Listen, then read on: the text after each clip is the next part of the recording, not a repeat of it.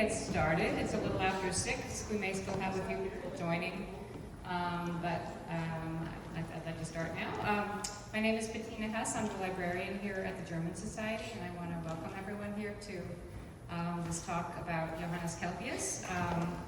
I know not everybody here is a member of the German Society, and maybe some of you have not been here before. So I just wanted to say a couple of words about the Society and the library. The German Society is the oldest German organization in the country, founded in 1764, and the library dates to 1817. This room that you're in now was built by the Society in 1888, the building and the room, especially for this library. It's one of the largest German libraries in the country, and is what's in this room is what the Germans of the 19th century would have wanted to read. It's a Volksbibliothek, so what you would have found in a public library of the 19th century, but it preceded the Philadelphia Public Library by many decades. And we also have a German-American collection, which is tells the history of Germans in the United States from the first settlement in Germantown up to the present. So we're going to have Tim give us his presentation on his book, American Aurora, and then Tim has some books he can sign if anyone would like to purchase a book afterwards, and we will have a reception in the Ratskeller, our basement.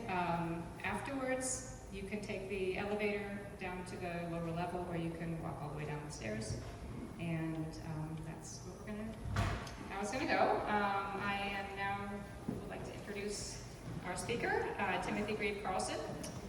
He is a Pennsylvania-based scholar and teacher who works at the intersection of esotericism, ecology, and American religious history. He is currently assistant professor in the Department of Religion and Philosophy at Westminster College in New Wilmington, Pennsylvania. His book, American Aurora, Environment and Apocalypse in the Life of Johannes Kelpius, which was published this year by Oxford University Press, explores environmental knowledge, climate change, and esoteric Christianity in early modern Europe and Pennsylvania. And Tim did some of the research for the book here in the Horner Library, so we're delighted to have him back to present his book.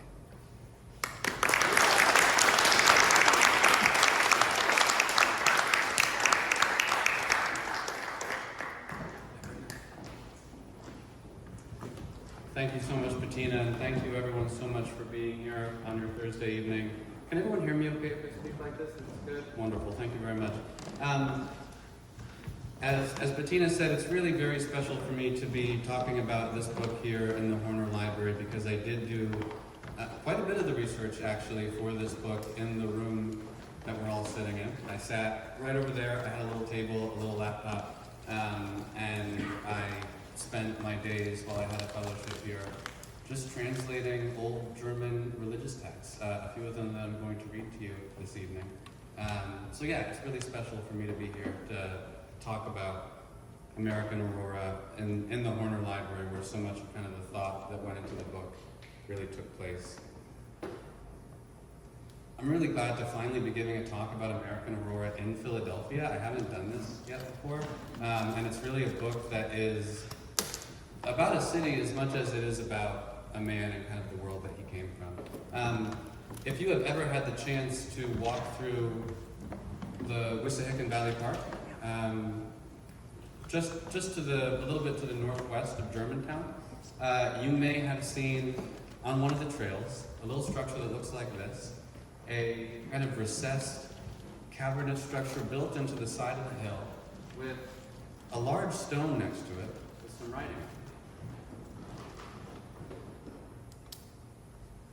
There's no need, this is what the obelisk looks like zoomed in on.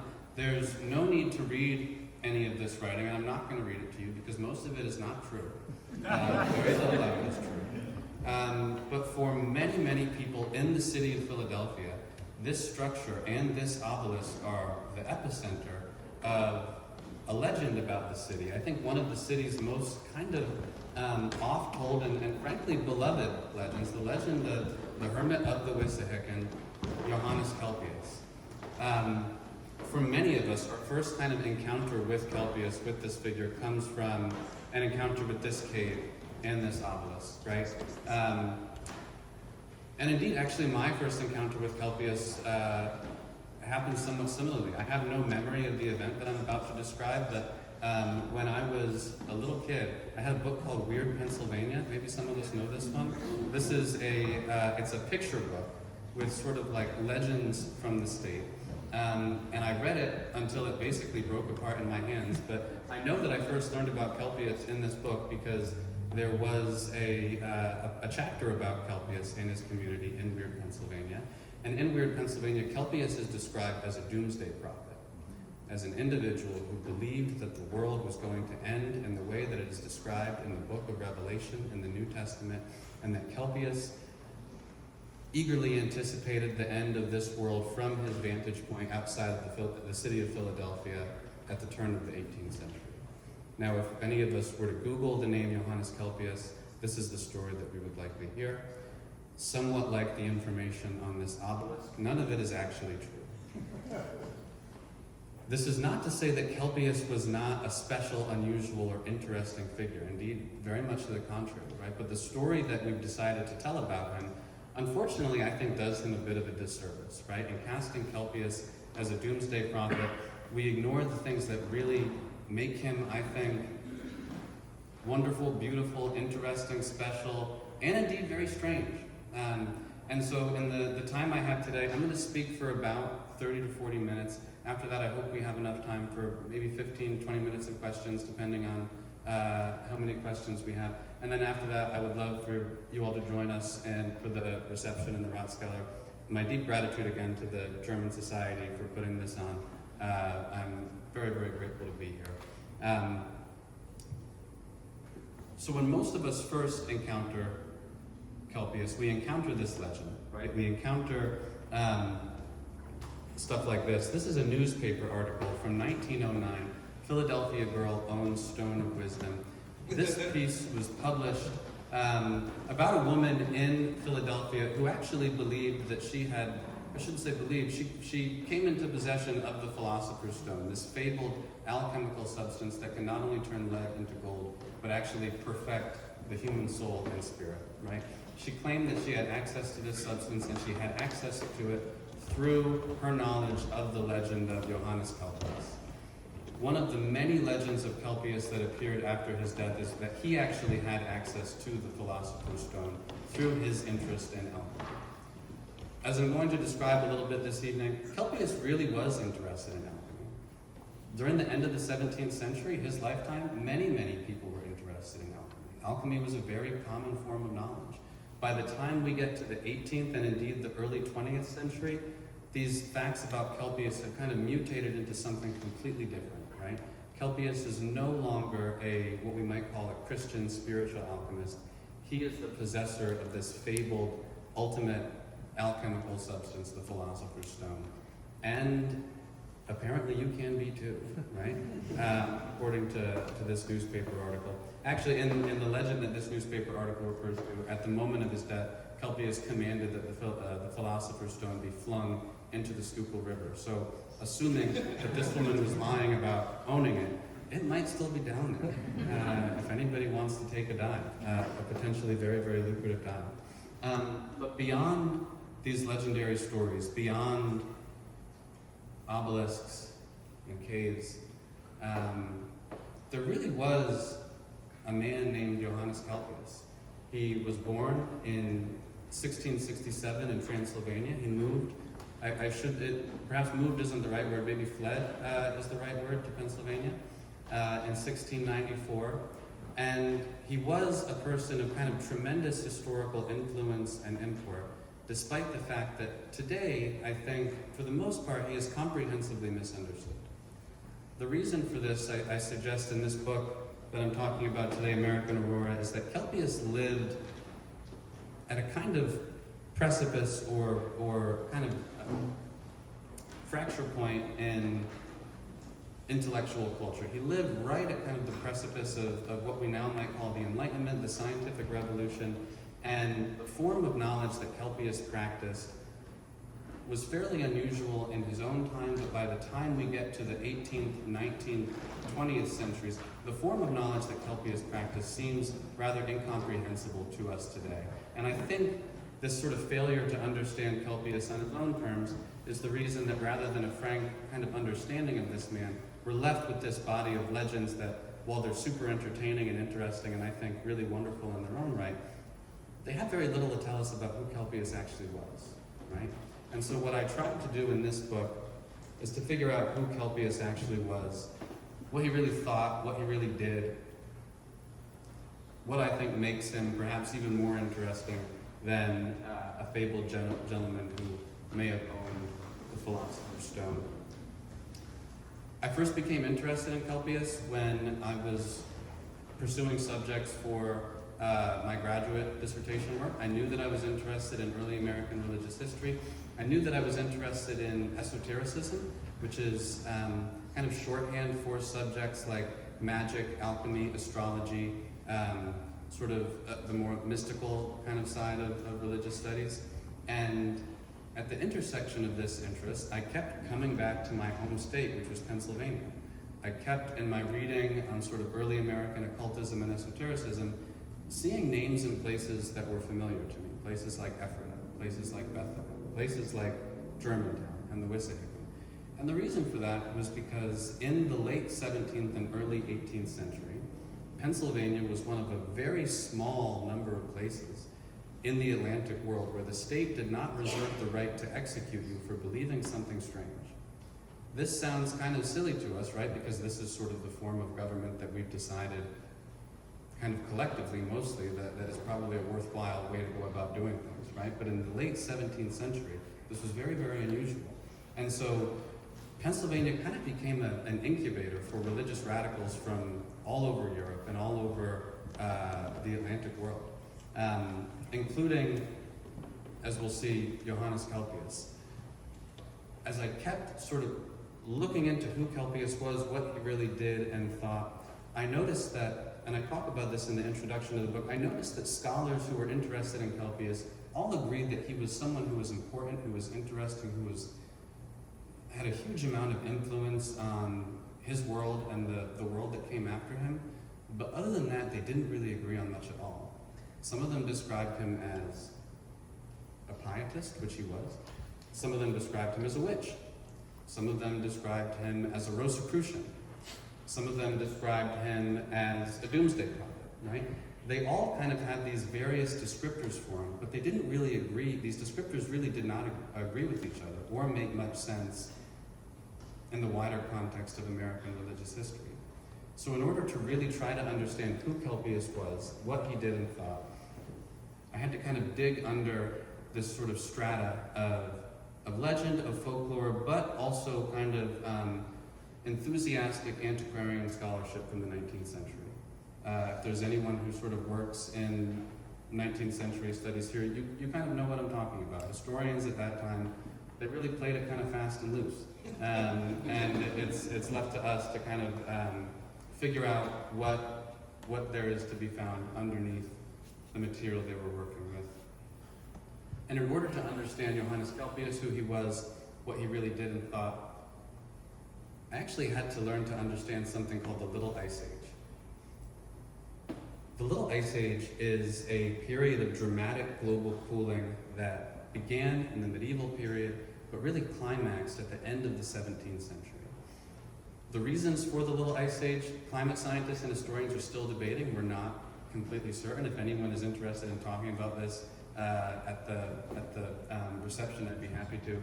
But in short, ice core and tree ring data seem to show that during this period, global temperatures, particularly in the northern hemisphere, fell annually by up to 2 degrees Celsius, okay? So just to sort of put that number in context, the goal of the Paris Climate Accord when we had such a thing was to sort of limit global warming to 1.5 degrees Celsius, right? A kind of recognition that any sort of global heating higher than that would represent just an irretrievable disaster for our civilization, right? At the end of the 17th century, temperatures in the northern hemisphere fell by more than that. They fell by 2 degrees Celsius. And the result was this sort of cascading effect of catastrophe, not only throughout Europe, but throughout the sort of world of the Northern Hemisphere, right? In particular, the book to look at, I think, if anyone is interested in the Little Ice Age and the history behind it, is Jeffrey Parker's Global Crisis, a 2013 book, and kind of a comprehensive history of the Little Ice Age and its effects on culture during the period.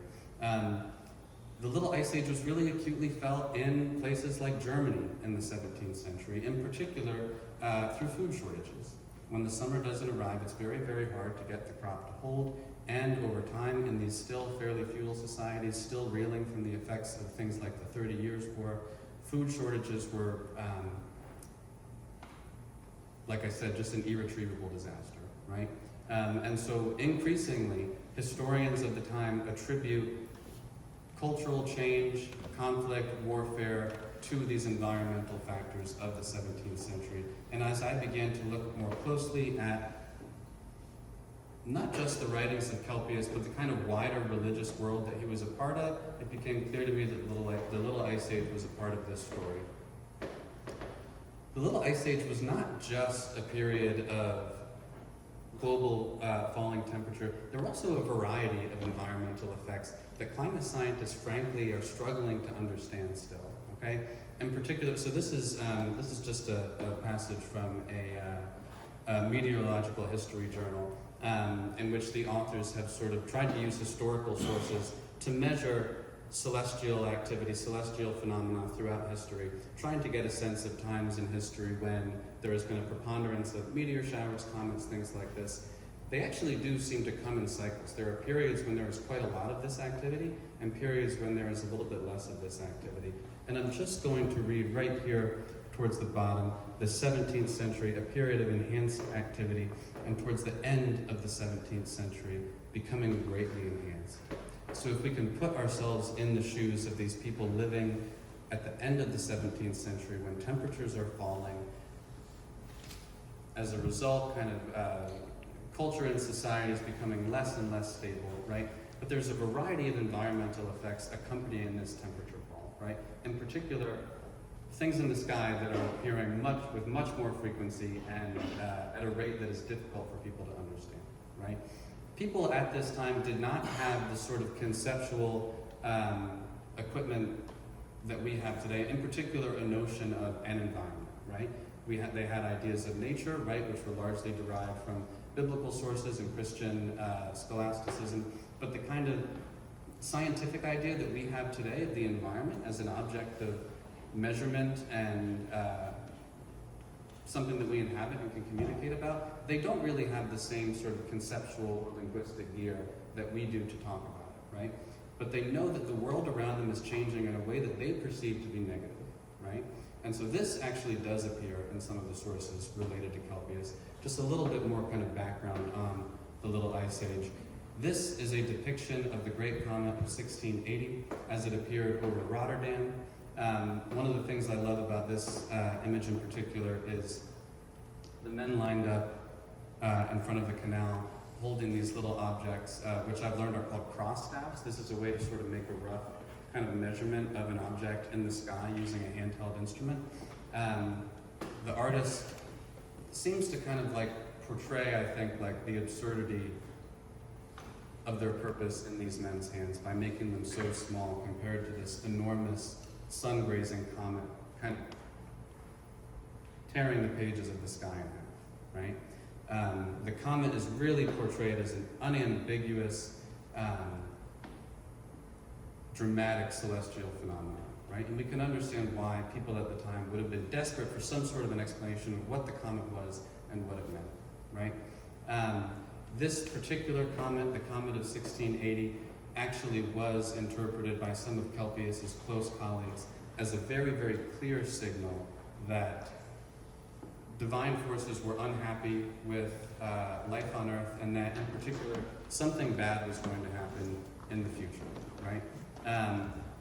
In particular, Kelpius's colleague, Jakob Zimmermann, who I wish I had a bit more time to get into detail about Zimmermann. One of Kelpius's close colleagues, and I think probably mentors at a certain stage of his life, actually wrote a book about this particular comet in which he compared it to a comet that appeared just before the 30 Years' War in Germany. And he said, based on when this comet has appeared, and when the comet that appeared before the 30 Years' War appeared, I think that something terrible is going to happen in the year 1693. Zimmerman publishes this pamphlet. He also mentioned in this pamphlet that he thought that the Lutheran Church was the Antichrist on earth. You're really not supposed to do that in Germany in the late 17th century. But in a kind of ironic and I think just like startling and inexplicable turn of events, the only thing that happened in 1693 was that Zimmerman died really suddenly while he was actually traveling with Kelpius to Pennsylvania. So the event that that Zimmerman actually foresaw in the sky through this comet actually sort of played out in his own body in this sort of stunning turn of events. But these were the kind of events that sort of motivated the kind of environmental knowledge that Christians like Kelpius were working with at the time.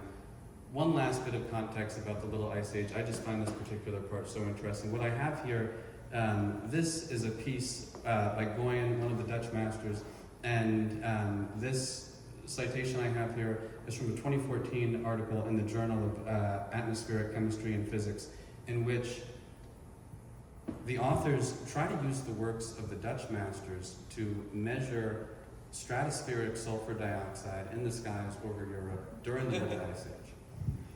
The Little Ice Age was also associated with a dramatic upsurge in seismic activity, including volcanic eruptions. And from historical sources, we know that people at the time talked a little bit about the sky getting darker, right? And there was some suggestions that maybe this had something to do with the stratospheric sulfur dioxide.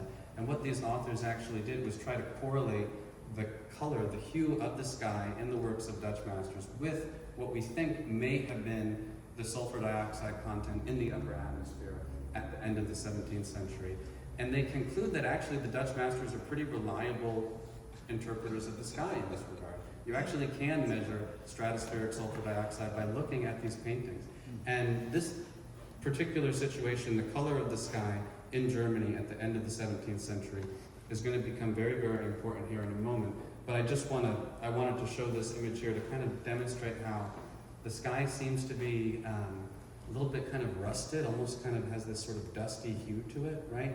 We can kind of see that despite it's a cloudy day, but there's quite a lot of blue in the sky, things just seem sort of dingy and dark and a little bit reddened, yeah? Christians like Kelpius at the time noticed this too in texts that I read right here in the Horner Library, actually, which I'm going to get to here in a moment. So the text in question that I'm about to talk about is by a Lutheran devotional author named Johann Arndt. That's him right there in this portrait that I just love, which is actually at the Winterthur Museum. We don't know if this particular portrait was done in Germany or Pennsylvania. Johann Arndt was a medical doctor.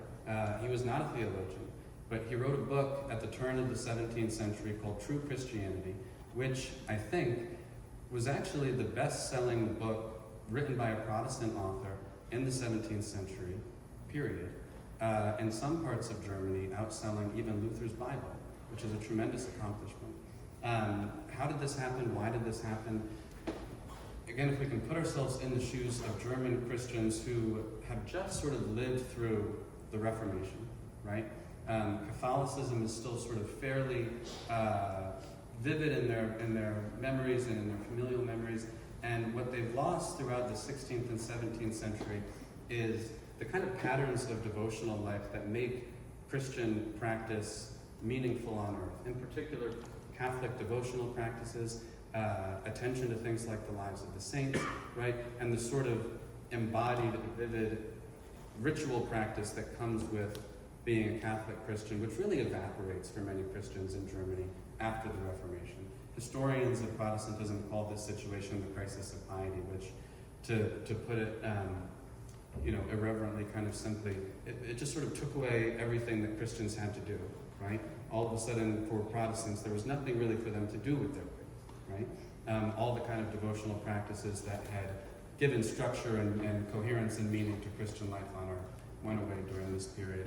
And in steps Johann Arndt, not a trained theologian, but a medical doctor with a very kind of simple, elegant book that he called True Christianity, which was meant as sort of a series of devotional practices for Protestants. What makes this book really interesting to me as a historian of religion is that traditional Lutheranism in this book is nowhere to be found. There's no emphasis on sacrament, on word, on any of the things that make Lutheranism. Instead, there's this really kind of simple, almost like folk sort of Christian devotional practice, and quite a bit of material that was plagiarized from a Swiss alchemist named Paracelsus. Paracelsus was also a medical doctor, also wrote in the 16th century, a bit earlier, but Paracelsus, of course, was concerned with understanding kind of the divinity of nature and the divinity of the cosmos and the divinity that was right here in this world, right? This was something that Orthodox Protestantism did not have, that Johann Arndt really kind of delivered through his book, True Christianity.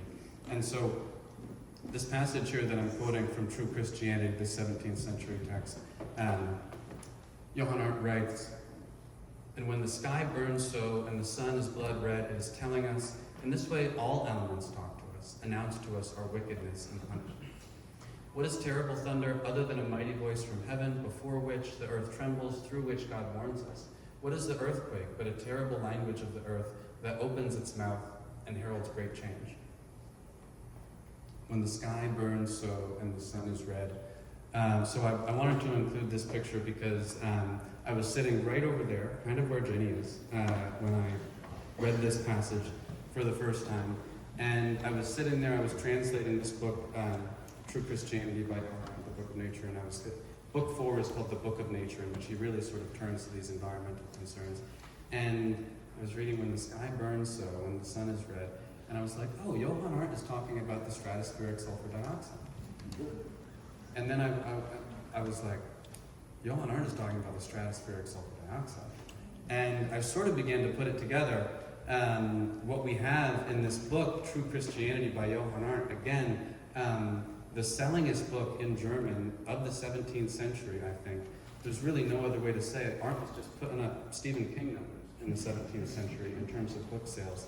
And the question is why, right? Why do so many German Christians at the time have this interest in this book? I think it was because Johann Arndt is writing in sort of accessible devotional prose, giving these Christian answers to the questions that they're asking about their world and their place in it. Why does their environment seem to be changing, right? Why has the sky changed color? Why can't the crop seem to hold, right? Johann Arndt is using this Swiss alchemist Paracelsus to answer the questions that they had, that Orthodox Lutheranism just did not even really consider questions, right? Orthodox Lutheranism at the time was concerned with something completely different. I just wanted to include that picture because I thought it was kind of fun. That's precisely where I had that moment. One more passage from Johann Arndt that I really want to drive home. Here we can really see the kind of alchemical influence on Johann Arndt and his writing from Paracelsus. He writes, "What suffering in the macrocosm then is also carried out in the microcosmos, that is, in man. Microcosm, macrocosm, these are hermetic and alchemical ideas that basically the human being, the microcosm, is both a reflection and a part of the macrocosm, or the whole world, right? So the human body actually mirrors cosmic processes, right? The human body is sort of the cosmos itself in miniature, and it has a kind of sympathetic interconnection with the cosmos as a whole. This was an idea that does not appear in sort of traditional Christian practice, but it is really important to the ancient Hermetic literature that was the foundation of alchemy as it was practiced in Germany in the early modern period. And Johann Arndt, through plagiarizing Paracelsus, really injects these alchemical and Hermetic ideas straight into popular Protestantism in ways that I think we're just sort of beginning to understand, honestly. Arndt goes on to write, "What is to happen to man, nature, and the great world," that's macrocosmos again, "must first suffer, because all creatures' suffering, good and bad, is directed to man as a center in which all the lines of the circle converge. Because of what man owes, nature must first suffer." And in reading this passage, I think it's really easy to feel like Johann Arndt has this sort of kind of doom and gloom approach to not only human life and the world and religion and being a Protestant at the end of the 17th century, But what I think we should kind of pause and take a beat and recognize what he's really saying.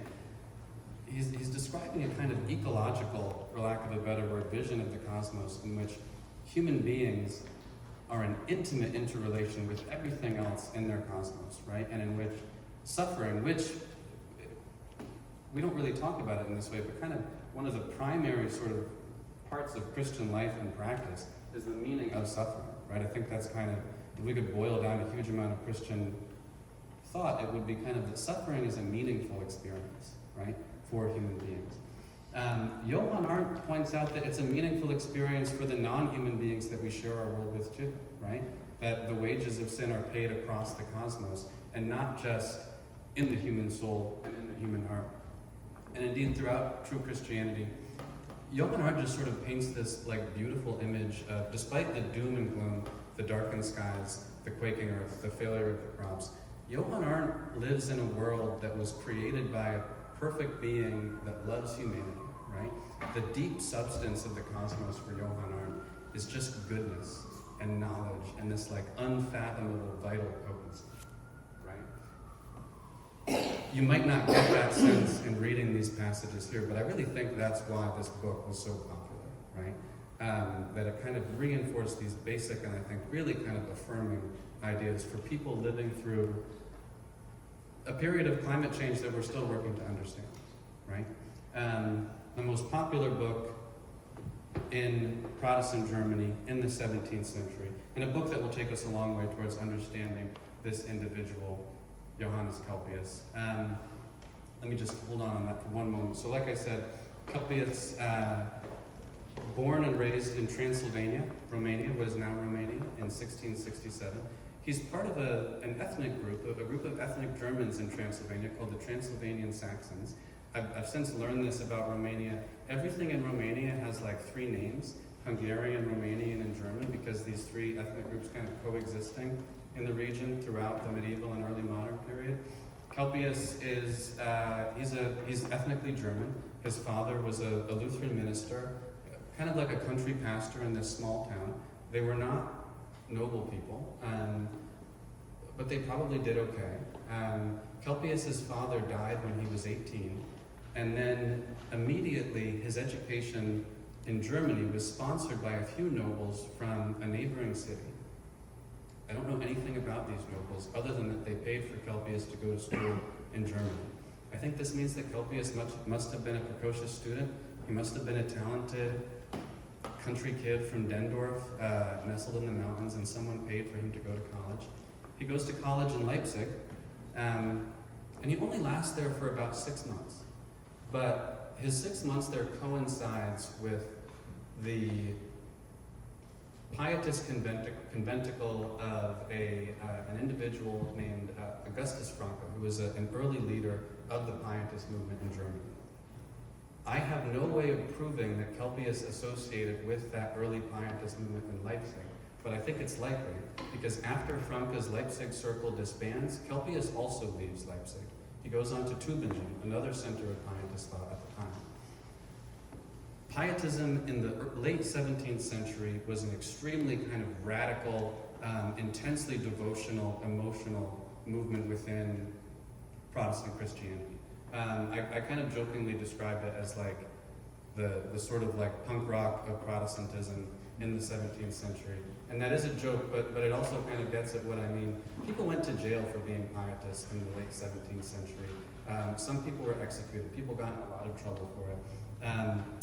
Pietists would gather for sessions of Bible study in private homes.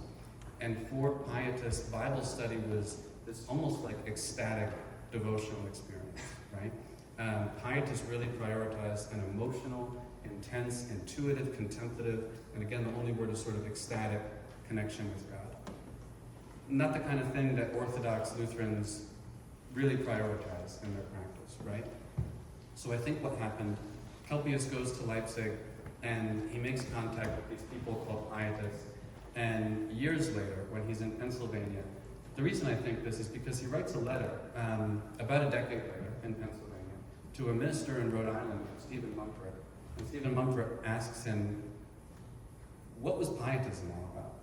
And Kelpius gives him this answer, which I think is probably a description of his experience at the Leipzig conventicles in the 1680s. I'm about to read a big chunk of text. I'm going to warn you, I'm not having like a medical episode. Kelpius's English is non-standard. 17th century English is weird. Yeah, so bear with me here. So as an answer to what were things like for the early pietists, this is the answer that Kelpius gives. And like as the miracles wrought by God through the hand of Moses was for the main part in the outward creation or macrocosm, the miracles of Jesus the Messiah on the bodies of man or the microcosm, so in these days, our days was wrought, much like unto them in the days of the apostles, on the soul and more interior parts by ecstasies, revelations, inspirations, illuminations, inspeakings, prophecies, apparitions, changing of minds, transfigurations, translations of their bodies, wonderful fastings for 11, 14, 27, 37 days, paradisical representations by voices, melodies, and sensations to the very perceptibility of the spectators who was about such persons, whose condition as to the inward condition of their souls, as well as their outward transactions, yea, their very thoughts they could tell during the time of their ecstasies, though they had never seen nor heard of the persons before. Reports of what we can only call kind of like miraculous and paranormal phenomena were really, really common in the early pietist conventicles. Reports of things like levitations, kind of like sort of classically Catholic reports of like people crying and sweating blood, yeah? Here, Kelpius is asked this question, what were the early pietists, what did they get up to, and how did you get wrapped up in all this, right? Why did you have to flee Europe for being associated with these people? Kelpius actually really gives us, I think, a very compelling answer here. He says, because as a young man, I saw things that I could only compare to the events of the Acts of the Apostles, right? The book of the New Testament in which the apostles of Jesus are kind of granted the sort of miraculous powers of God, and really sort of these miracles serve to confirm the reality of God's presence on earth, right? And so when Kelpius describes ecstasies, revelations, inspirations, he's talking about things that he would claim sort of first-hand personal witness to. Later on in this letter, he says, many people in their tender years came to see strange things of the invisible worlds. And I think in that passage, Kelpius is really veering into memoir. He's answering this question, how did you get wrapped up with people who were so radical that you had to flee Europe permanently? And he says, because I had this sort of first-hand witness of things I could only really compare to the events of the Bible. And for him, this was an unambiguous kind of confirmation of the reality and importance of pietism. Really quick note about this last sentence here. Yea, their very thoughts they could tell during the time of their ecstasies. The word telepathy only appears in English in 1895. It's coined by British psychical researcher Frederick Myers. I think that this is probably the very earliest description of something like telepathy that anyone knows of, certainly anyone who's conversant in the literature of psychical research.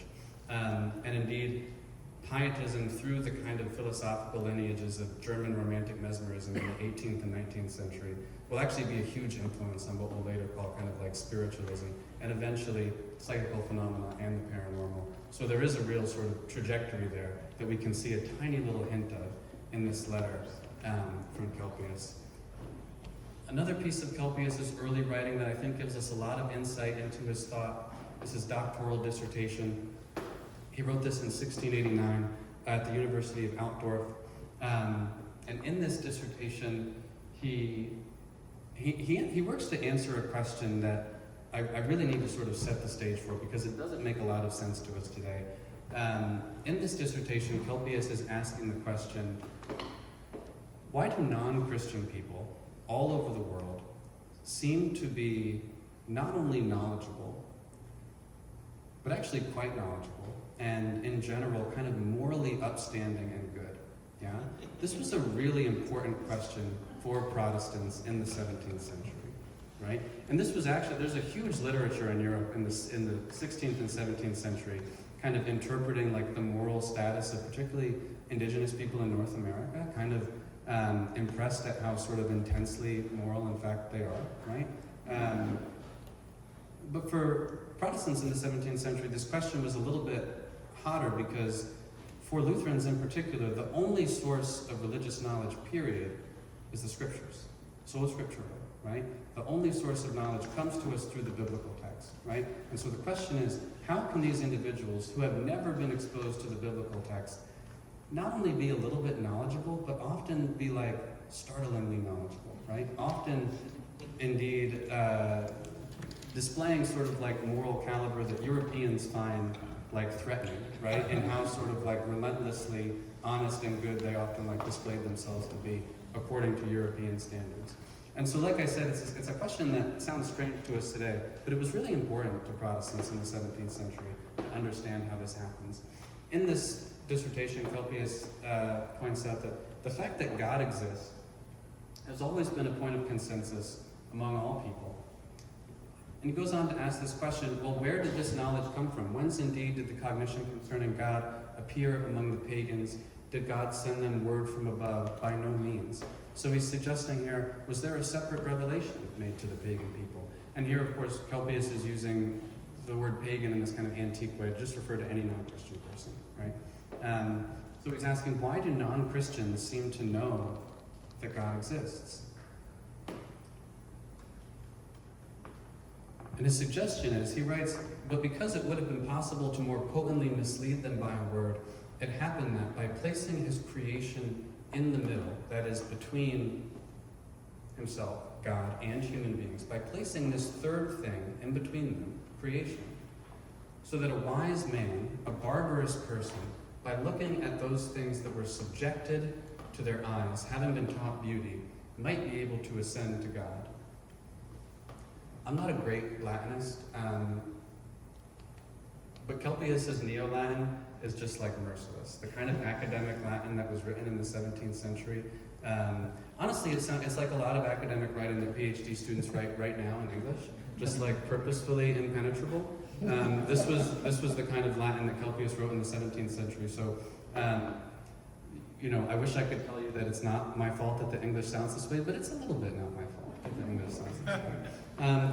The point that Kelpius is making here is that God created this third thing between himself and human beings, creation, right? God created the world, and therefore the world has kind of evidence of God's intelligence all over it, right? It has kind of God's greasy fingerprints all over it, yeah? This idea comes straight from Paracelsus. Kelpius, of course, does not cite Paracelsus, but this was a drum that Paracelsus would beat constantly, that the cosmos itself was a source of divine knowledge because God had created it, and the human body was made out of the stuff of this cosmos, right? And therefore, they were all in sort of sympathetic interrelation.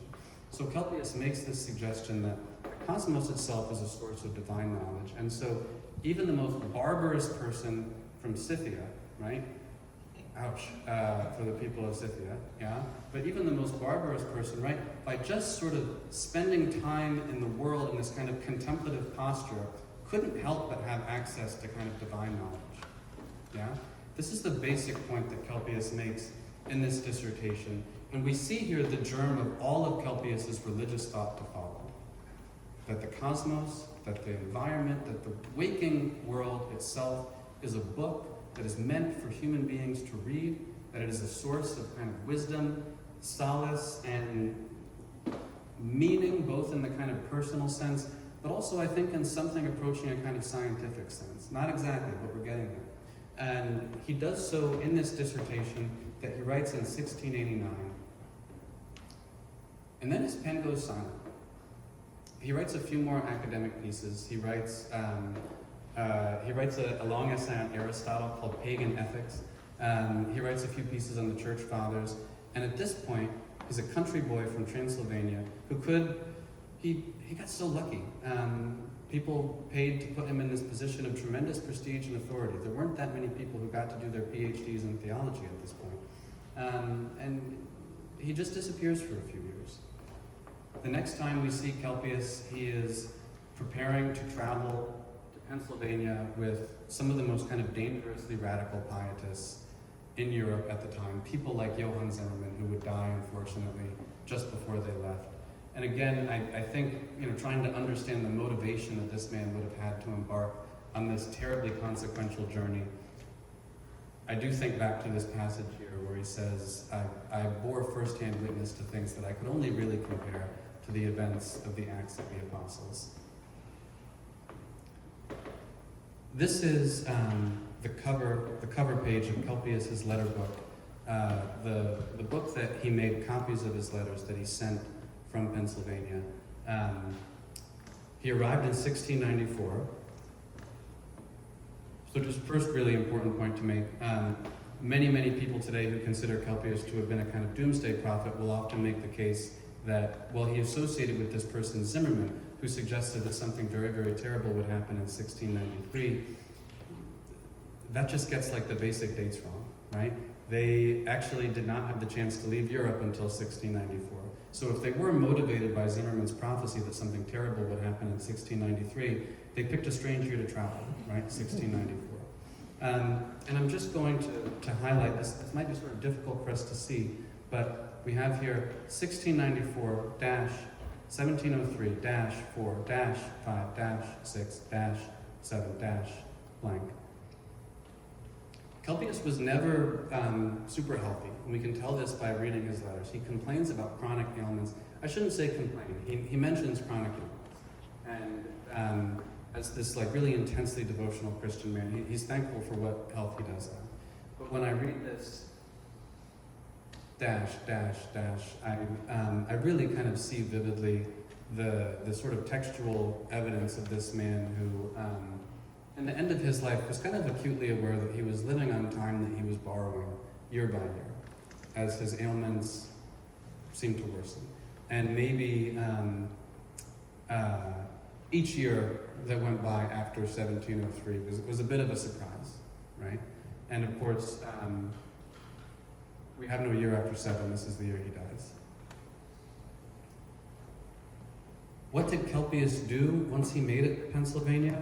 He traveled with a very small group of some of the most radical pietists in Europe.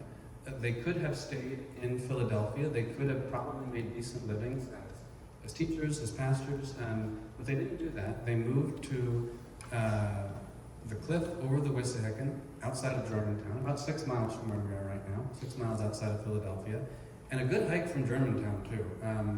If anyone ever has a chance to, go to the Kelpius site, open their phone and take a look on the map of where they are, they did not pick a convenient place to live by any means. Kelpius made a decent living as a bookbinder. We know this because a Swedish pastor named Rudman mentions Kelpius in a letter where he says, Kelpius is a really good and godly man that we've gotten to do our bookbinding, but binding Bibles in America costs way more than just buying them in Sweden, and he really takes his time doing it. And so we get a sense that, Kelpius, he was not rushed and he was paid pretty well. Probably not like wealthy man wages, right? But he got paid for what would have been sort of like academic skills he would have picked up along the way. Binding books, things like this, skills that a young academic in Europe would have learned. What else did he spend his time doing? There was a little bit of an effort at first to establish a school. This kind of petered out pretty quickly, but there are a few records of the school that Kelpius and some of his colleagues tried to establish. There was a brief attempt to sort of establish some of the social programs that pietists had established in places like Halle in Germany in the 17th century, but Kelpius, his life in Pennsylvania was really not a very public one. He never publishes anything again after moving to Pennsylvania. All of his writing is personal, writing for him, his close companions, and the people who came to visit him that he wrote to in letters. And in those letters, we can kind of sense the contours of his religious thought during his time in Pennsylvania, the contours of which I think mirror pretty closely the basic ideas that he outlined in his 1689 dissertation. So what we're looking at here is the first page of a letter that he wrote in 1706 to a traveling Quaker named Esther Palmer. Esther Palmer was one of these sort of public friends, kind of like a traveling itinerant Quaker teacher. And in this letter, Kelpius is describing what I can only call sort of like a tripartite mystical system. This is Kelpius's late theology. This is Kelpius's sort of mature idea about the nature of the human relationship with God. This letter is called Of the Threefold Wilderness State, and in this letter, Kelpius describes what he considers to be kind of a basic truth of Christian life and practice, that the way to achieve closeness to God is through solitary contemplative practice in the wilderness. The reason that Kelpius suggests this is because he says, look to the example of figures like Moses, Elijah, John the Baptist, Jesus, and he will go down the line, all of whom he will point out achieve their kind of like spiritual maturity after a period of sort of solitary existence in the wilderness. When Kelpius reads the biblical text in this way, he does not see the development of a literary tradition in which the author of 1 Kings in writing about Elijah has clearly read Exodus and wants to make Elijah sound like Moses. No. He's reading these people as historical figures, and he says, well, they all do the same thing, right? And their experience of spiritual maturity precisely mirrors one another. Contemplative, solitary experience in the wilderness yields spiritual insight, and yields sort of like personal connection with God, with divinity. I have another chunk of non-standard English coming at us. I really love this passage. The darkest sorrow contains in herself the most inward joy and gladness. Darkness is like the light. To die in this pleasant wilderness is to grow lively. Poverty maketh rich. Hunger is the most desirable meat, and thirst the most refreshing nectar. To be nothing is to be deified. To have nothing is to enjoy all. To become weak is the greatest strength. For people who are familiar with sort of the literature of Christian mysticism and Christian monasticism, you know, this is not as much of a downer as it could sound, right? Kelpius is actually, I think, saying, he doesn't mention it specifically, but this basic alchemical attitude is here too, right? That spiritual activity actually gives you the power to transmute your suffering into something else, right? To turn physical pain into something different, into something that you can use, right? Poverty maketh rich. To die is to grow lively. To be weak is the greatest strength. I wish that we could continue to go through the threefold wilderness state together, but I'm going to keep moving here for us. Another kind of work that Kelpius did during his time in Pennsylvania was he wrote a lot of songs and poems. I think that he actually probably wrote the earliest extant original music compositions by a European in the British colonies were written by Johannes Kelpius in 1705. Now this kind of remarkable detail in his biography is sort of diminished by the fact that he wasn't a serious musician, but he did write songs for himself and his close companions to perform together. Written in German and English and in many voices. So there would be kind of characters in these songs, and we could tell that these songs were meant for 3 or 4 people to actually recite together. And they told a story. I'm going to show a passage from one of Kelpius's hymns here in a moment, and I think, so one more thing I'd like to stress, Kelpius's religious poetry sounds really erotic to our modern ears. Again, anyone who's sort of familiar with the literature of Christian mysticism knows that this eroticism is pretty common in the way that Christians have sort of understood their personal relationship with Jesus in particular. Even within that frame of reference, Kelpius's eroticism is pretty stark. So let's take a look at this together. This is from a wonderful poem called Of the Wilderness, the Hidden Virgin Cross-Love. The title of the whole collection is The Lamenting Voice of the Hidden Love. So in translating this, I sort of abandoned the neat meter of Kelpius's German just to really sort of get the oomph of some of these phrases as they appear. So it rhymes and beats a little bit better in German, but here it is in English.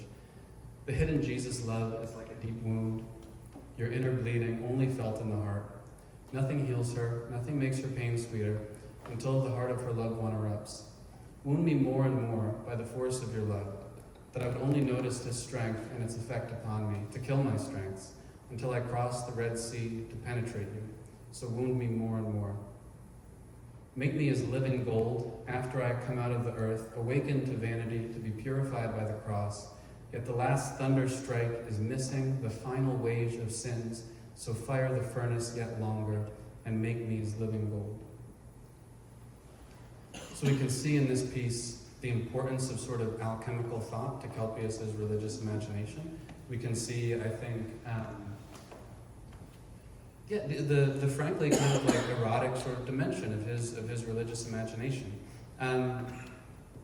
One interesting thing about Kelpius that I'm still working on, I'm still thinking about, is in all of his poetry and songs, so far as I can tell, he uses sort of like the feminine, like pronouns for himself. I don't really know what to make of this yet. I'm thinking about this in terms of sort of like radical pietist sort of mystical ideas about gender, and in particular how in a lot of early modern pietist literature, the existence of gender itself was sort of understood as an artifact of the fall. That sort of the prelapsarian perfect human being was in fact androgen, was both male and female and possessed of all gender, right? And so it's, we don't want to like read sort of like our contemporary notions into sources whether they're there or not. But I also have to acknowledge that like Kelpius is a person who really deliberately sought out what we can only call like a homosocial Christian erotic lifestyle, right? And so just like in reading this individual, there's nothing about him that I think we could reliably describe as like straight today, right? I think this is just sort of like a fact that comes out in reading the sources of Kelpius' life carefully. And this is not something I'm necessarily certain of, but I think it's worth pointing out, right? That Kelpius' by far closest companions are men that he lived with, and that when he imagines himself most vividly in this poetry, it is always as Christ's bride, right? As the just married bride of Christ, right? And so, like I said, I don't really know yet what to make of this, but I think it is significant. And there he is. This portrait was painted by Kelpius by his friend Christopher Witt, an English alchemist and astrologer who is most famous today for having contributed like most of the major, maybe not most, but a lot of the major seed specimens to John Bartram's botany project in the kind of early 18th century. So when John Bartram was just sort of getting started, that's the person who painted this portrait we're looking at here. I can tell really clearly that this book right here is the letter book that I've read Kelpius' letters in. I can tell this by the just like the shape of the paper and the clasps. That's really clear to me. I think I can also read into this portrait, remember 3-4-5-6-7. Kelpius does not seem exactly physically strapping in this portrait, right? And he seems to be sort of like stiff with the look of a person who struggles to sit upright sometimes, right? Again, I don't want to read too much into things that may or may not be there, but I see that perhaps in this portrait here. Kelpius dies in 1707 from probably a chronic wasting condition like tuberculosis or something like it. And his legend after this like immediately blossoms. People immediately start telling stories about this mysterious figure on the ridge.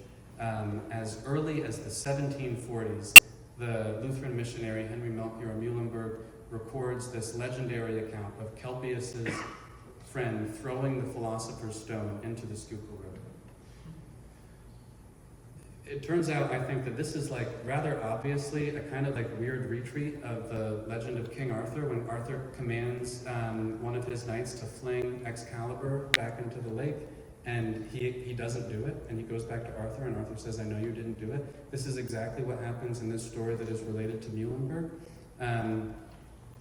But I think that's so interesting because it only took 3 decades for, in Greater Germantown, the legend of Kelpius to be conflated with a person no less than King Arthur, right? And his legend has kept growing since then, right? I think in part it's because Kelpius is kind of a blank slate for many people, right?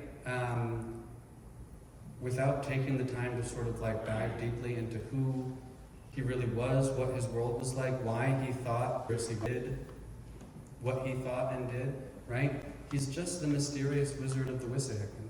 And if you're a 19th century Rosicrucian or a 20th century occultist or the author of a book like Weird Pennsylvania, you can say whatever you want about him, right?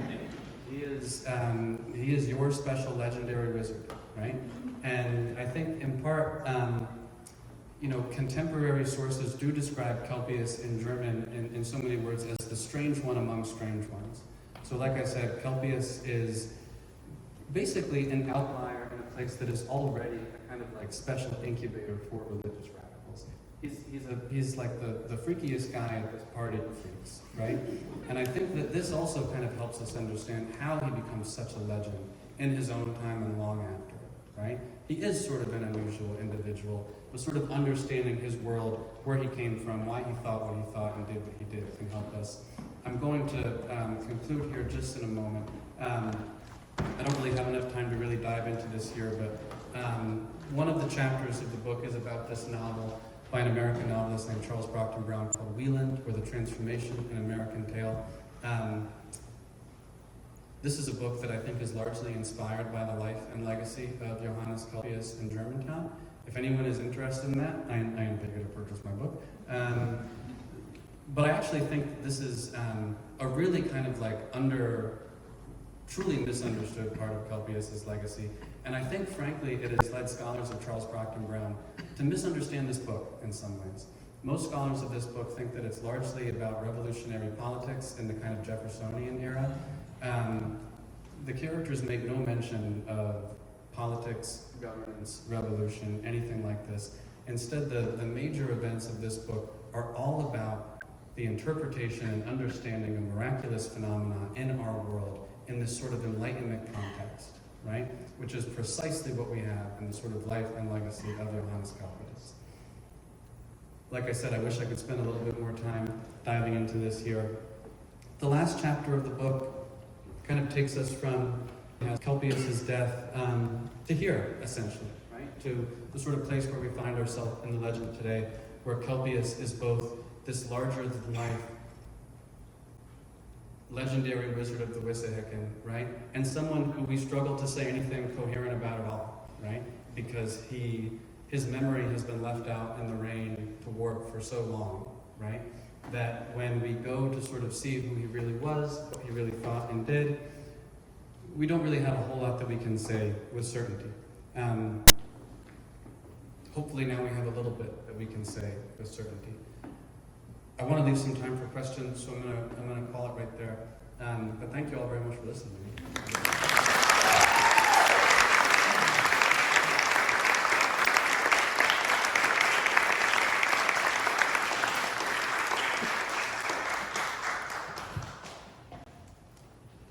So Tim, as you explored the legends that evolved, where along that way comes the story of the Book of Revelations, and the Philadelphia being on the 40th parallel, and the mystical numbers and all that? Yes, thank you, Stan. Yeah, most of that, and so Philadelphia, the city, was named after the Philadelphia, both of Greece, but also this sort of mystical idea of Philadelphia that is present in Revelations.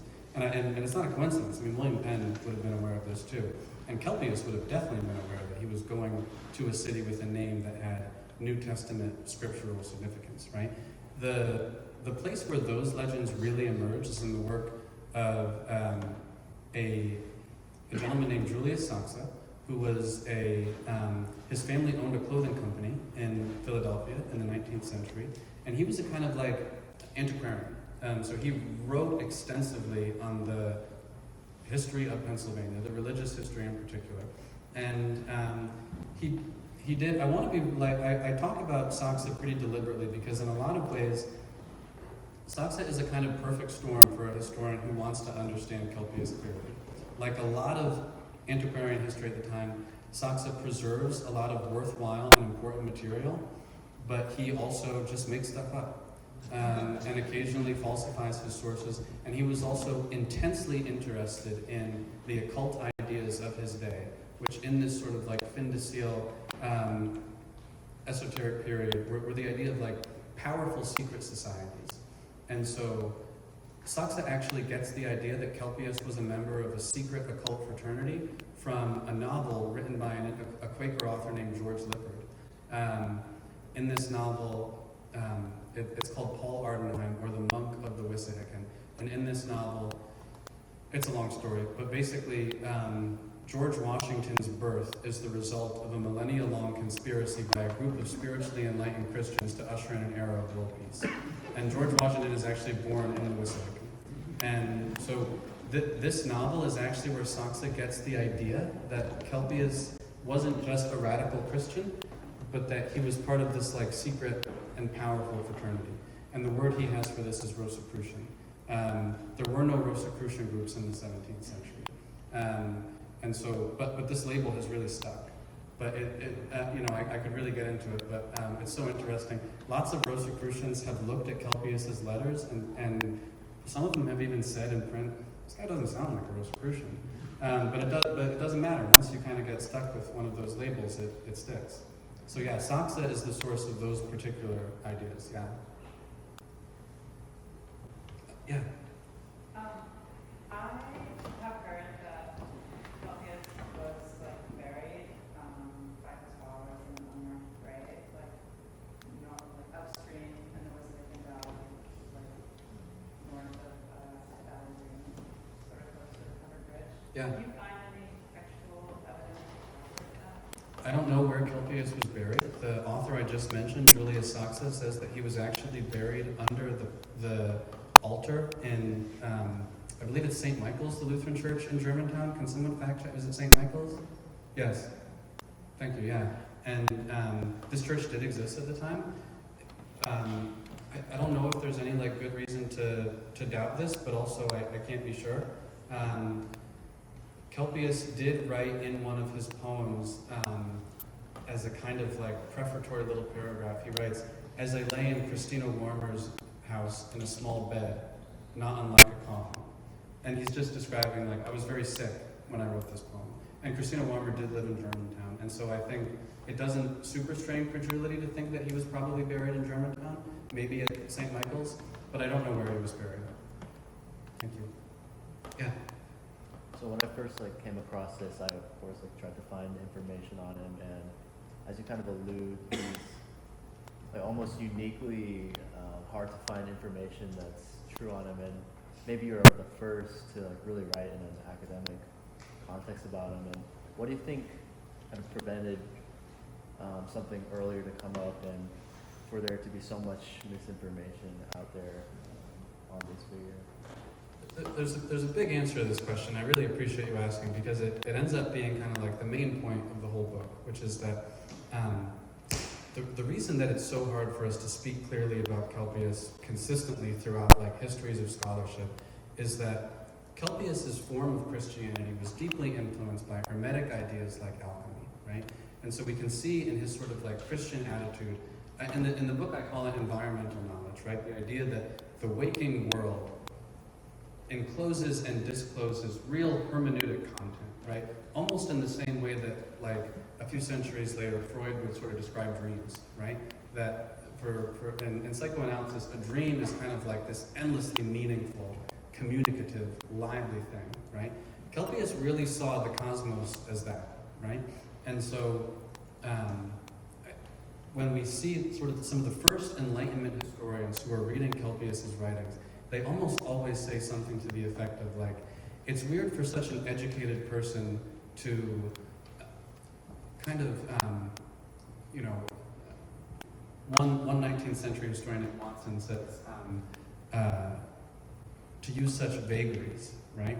And sort of, in so many words, to sound so stupid, right? The Enlightenment is where the word superstition comes from. It's where we get these ideas that not only people who sort of don't adhere to Enlightenment philosophy aren't only wrong, but there's kind of like an accompanying moral failure there too, right? And so Kelpius appears so like warped and misunderstood, not through like malice or intentional distortion of facts or lack of source material. He wrote a ton, right? It's because the form of knowledge that he practiced is so kind of alien to us today, particularly in academic context, as to just sort of seem incomprehensible, right? And oftentimes when otherwise like really careful, good-natured historians took a look at him, he just seemed like too weird. He just seemed kind of bizarre.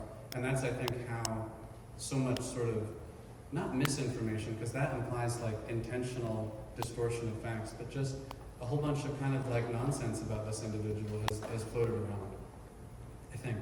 Yeah, thank you. Yes? You mentioned earlier Mr. Franke, who was met, Kelpius met him in Leipzig. Is this the same Franke who subsequently the Stiftung of the Foundation of Halle was responsible for bringing Mühlenberg over here in the 1640s? Yes, it is. Yes. So I want to stress, I'm not certain about the Franke Association. What I have there is, I know that Kelpius went to Leipzig while Franke's first conventicle was up and running in Leipzig. And I know that once Franke's conventicle in Leipzig disbanded, Kelpius immediately drops out of school in Leipzig and goes to Tübingen, which was the other kind of major center of pietist thought. So my hunch is, well, how would this young man have become associated with these radical Christians in Leipzig? And why would he leave as soon as Franke's group disbanded? And I think that it's because, yes, that eventually, Franke actually had this like very long career, as you know. He ends up establishing the social programs, only and outlives Kelpius by quite a long time. But yes, I do think that he connected with Franke in Leipzig. Thank you. Yes, please. Do you think that Kelpius might have met Pastorius? Now, that's a good question. Pastorius certainly met many of Kelpius's close colleagues, and they did not get along. When Kelpius and his colleagues arrived, there was a controversy among Quakers in Philadelphia that historians of Quakerism call the Keithian Schism, where a Quaker named George Keith criticized the Philadelphia meeting for not really adhering to sort of a biblical theology, for sort of leaning too hard into the inner light of Quaker theology. And all of Kelpius's colleagues, but not including Kelpius, all of Kelpius's colleagues enthusiastically side with Keith that yes, the Quakers have become, they wouldn't use this word, but kind of just like too liberal in their theology. Keith's faction completely fails. He's rejected from the Philadelphia meeting. He's eventually rebuked by the London Friends meeting. And Kelpius and in particular, Pastorius had sided against Keith in this schism. So they would have certainly met, I think, because Pastorius was the administrator for, and this is kind of getting into the weeds, but the Frankfurt Land Company, which was the company that administered land in Germantown in the 17th century, and certainly would have provided the Kelpius group with the land that they settled on. Pastorius would have 100% known of these people. He mentions some of Kelpius's colleagues in letters, and he mentions them really disdainfully. He mentions them in ways that I think, he says in one letter about the Kelpius group, we know from their fruits what sort of trees they are. But you never want your friends to say something like that. But I don't know if Kelpius ever met Pastorius, because his absence from these conversations to me is conspicuous. He's the only one who doesn't have anything to say about this. And so it's not clear to me. I have to imagine they must have met. Pastorius had intense conflict with his close friends, but Kelpius's absence from that conflict is conspicuous. It's a good question. Yeah. Yes, please, Michael.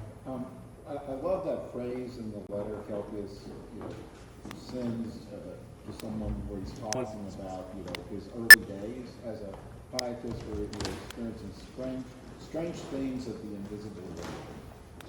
Is there anywhere in Kelpius's own writings where he describes like what one of those experiences, revelations, illuminations, miracles, what he actually experienced? Yeah, I think the closest we're going to get is that passage that I showed from the 1699 letter, where he describes the sort of miraculous phenomena that took place among the early pietists. I think that's the closest he will come to a personal experience like that. Although, and this is a bit of a long story, but in his journal, he actually kept a journal of his journey from London to Pennsylvania. And it's the only journal he ever kept, which I think shows that he really saw this as like the only event of his life worth recording. And in that journal, he describes it's a really long story, and I would love to go into it in detail, but he describes a moment when he and his companions are on a ship that is anchored in the harbor at London, kind of at the mouth of the Thames, and all of a sudden the anchor breaks and a gust of wind takes the ship straight into a sandbar, and the captain says, "Commend yourselves to the Lord, we're about to go down." This is just like a huge disaster. The English Channel at this point is a war zone, right? It's like the 9 Years' War, which is one of, the French and English were reliably at war throughout this whole period. And Kelpius describes what he calls a divine impulse. This feeling that this like thing jabbing in his head, that he has to go and talk to the captain and reassure him, after the captain just basically said, like, everybody, we're all gonna die. I have no control over this. And it happens again, and it happens again, and every time Kelpius is too scared to do anything about it, and the third time he just does it, and he goes up to the captain, he grabs his hands, and he says, "Have faith in God, through which all things are possible," or something to this effect. And he says, "The captain, who was not ignorant of such matters, clasped his hands in return and said, 'I put all of my faith in God.'" And at this very moment, the ship makes this anomalous veer in the English Channel and avoids the sandbar. And Kelpius, in his great relief, goes below deck where all of his companions were sort of huddling, and he realizes that they were all sort of praying for this to happen.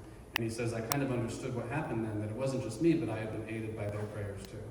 And so this is one moment. Kelpius spends more time describing this event than anything else in his whole life. It clearly made a huge impression on him. These were the kinds of things that he saw that sort of providence in. But again, when he's asked to answer this question, why would someone like you become a pietist? He says, "Because I saw things that I could only compare to the Acts of the Apostles." Things like, telepathy, apparitions, transfigurations, translations of bodies. I think I figured out what translations of bodies means. In Catholicism, the translation of an artifact is when an artifact kind of anomalously disappears in one location and reappears at another one. I'm not certain, but I think Kelpius might have been sort of describing pietist legends of what Charles Fort in the 20th century would call teleportation. But I don't know. Yeah. Those are the kinds of things that Kelpius was interested in. Yeah. Yes, sir. So, during his time in both Germany and then later in Pennsylvania, what kind of drugs would have been available to him that could explain many of these things? That's a really good question. Yeah, I think, so the correct answer is the capaciousness of the religious imagination. I've had versions of this question before. There's no way to interpret the historical record without sort of taking the human experience of these phenomena seriously. And what I mean by that is that if you take every sort of human account of a miracle or a supernatural occurrence and sort of come from the assumption that that person is either a liar or a fool, the human historical record just doesn't make any sense. It just doesn't. At least I don't think so. And this does not mean that I think the early pietists levitated or teleported, or that